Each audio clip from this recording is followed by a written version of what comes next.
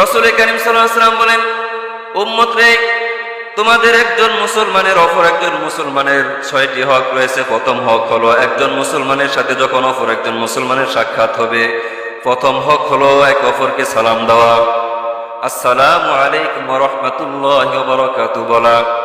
দেখেন, পৃথিবীতে প্রত্যেকটা মানুষ নিরাপত্তা চায়, চায় কি চায় না? চায় না? নিরাপত্তা চায়। পৃথিবীতে প্রত্যেকটা মানুষ সুস্থ থাকতে চায়, চায় কি চায় না? পৃথিবীতে প্রত্যেকটা মানুষ শান্তিতে থাকতে চায়। আর সালাম শব্দের অর্থ 3টা: নিরাপত্তা, শান্তি এবং সুস্থতা। যেমন আমি যদি আপনাকে সালাম দিলাম, আসসালামু আলাইকুম ওয়া রাহমাতুল্লাহ, এই সালামের অর্থ হলো আমি আমার পক্ষ থেকে আল্লাহ তাআলার কাছে তোমার জন্য দোয়া করতেছি, আল্লাহ যেন তোমার উপর শান্তি বর্ষণ করে, তোমাকে শান্তিতে রাখে, আল্লাহ যেন তোমাকে সুস্থ রাখে, আল্লাহ যেন তোমাকে নিরাপদে রাখে, আল্লাহ যেন তোমাকে নিরাপদে রাখে।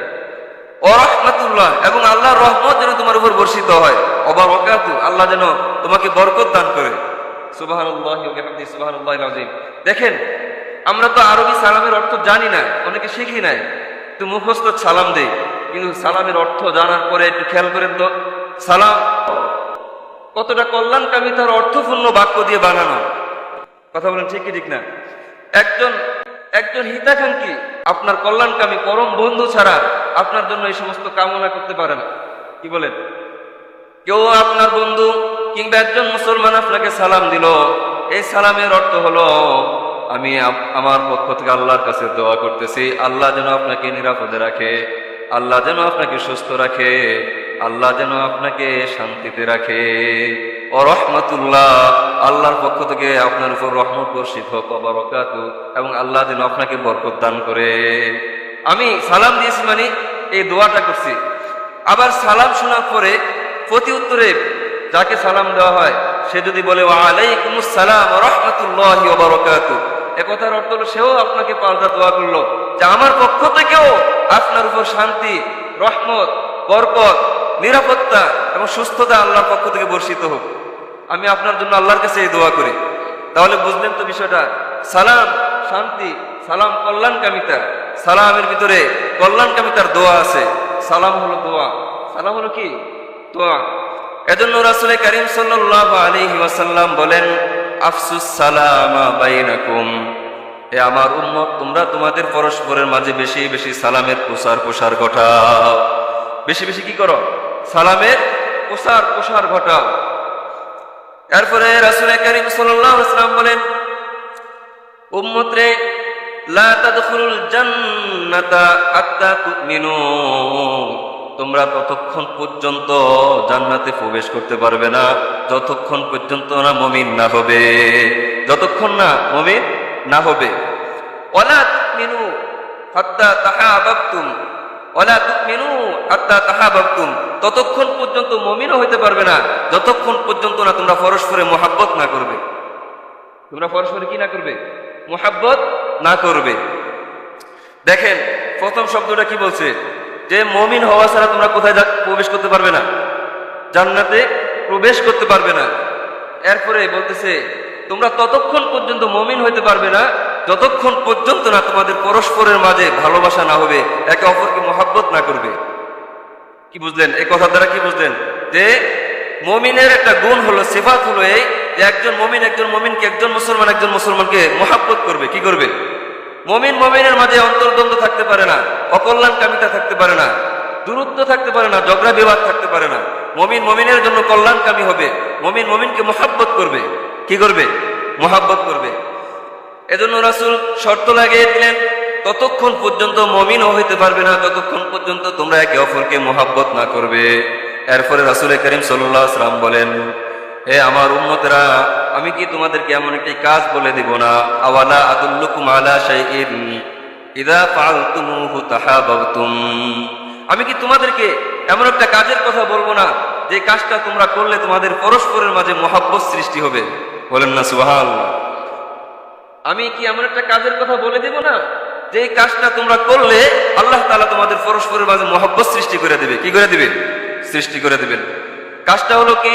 রাসূল কারীম সাল্লাল্লাহু আলাইহি ওয়াসাল্লাম বলেন, আফসুস সালামা বাইনাকুম, যদি তোমরা তোমাদের পরস্পরের মাঝে মহব্বত বৃদ্ধি করতে চাও, তাহলে তোমরা একে অপরকে পরস্পরে সালাম বিনিময় করো। পরস্পরে কি করো? সালাম বিনিময় করো। ইন্না আউলান নাসি বিল্লাহি মান বাদা বিস সালাম। আল্লাহ তাআলার কাছে সর্বশ্রেষ্ঠ হলো ওই বান্দা, ওই ব্যক্তি যে ব্যক্তি সর্বপ্রথম সালাম দেয়। সর্বপ্রথম কি দেয়? সালাম দেয়। আল্লাহ তাআলার কাছে সর্বশ্রেষ্ঠ কোন ব্যক্তি বলেন? কোন ব্যক্তি? ওই ব্যক্তি যে আগে সালাম দেয়। আগে কি দেয়?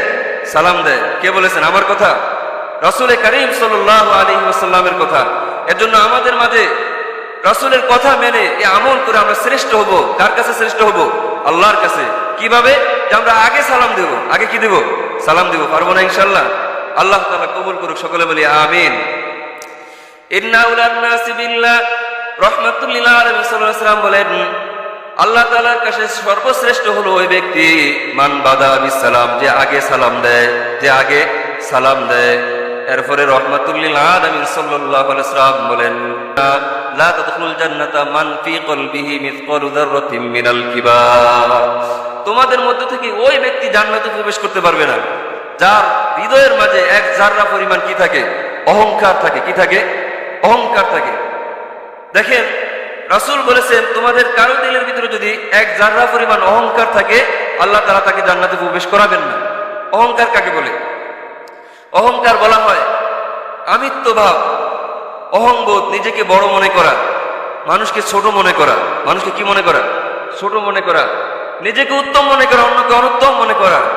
এটা একটা মন্দ স্বভাব, এটা একটা মন্দ খাসলত। এটাকে অহংকার বলে। অহংকারের সাথে তুলনা দেওয়া হয় ভাবে যে কোনো একজন ব্যক্তি পাহাড়ের চূড়ায় ওঠে, নিচ থেকে, জমিন থেকে পাহাড়ের চূড়ায় ওঠার পরে সে নিচের দিকে তাকিয়ে দেখে, লোকালয়ের দিকে তাকিয়ে দেখে সমস্ত মানুষগুলা ছোট ছোট দেখা যায়। কি দেখা যায়? ছোট ছোট দেখা যায়। আর সে নিজে বলে, আমি তো সবার উপরে উঠে গেছি, আমি বড়, সবাই ছোট। কি বলেন? তার এই ধারণা সঠিক না বেঠিক? সঠিক, বেঠিক। সে উপরে উঠেছে, নিজের দেহের দিকে তাকায়, লোকালয়ের দিকে তাকায় দেখে ছোট ছোট মানুষগুলো পুতুলের মতন হাঁটে, এদেরকে ছোট বলতেছে। আর নিজের দিকে তাকায় বলে আমি বড়, সবাই ছোট। একজনে সে নিজেকে বড় মনে করতেছে, পাহাড়ের চূড়ায় ওঠে নিজেকে নিজে বড় মনে করতেছে। একজনে সে নিজেকে নিজে। আর পক্ষান্তরে নিচের যত মানুষ আছে সবাই তার দিকে তাকিয়ে দেখে পাহাড়ের চূড়ায় একটা মানুষ দেখা যায়, মানুষটা একেবারে ছোট। বুঝছেন? যে ব্যক্তি নিজেকে বড় মনে করে, সে নিজেকে একাই বড় মনে করে, কিন্তু এই বড় মনে করার কারণে মানুষ যখন এটা অনুভব করে লোকটা অহংকারী, দাম্ভিক, সে নিজেকে নিজেকে উত্তম মনে করে, বড় মনে করে, তখন সমাজের সবাই তাকে খারাপ মনে করে। কথা বলেন ঠিক কি ঠিক না?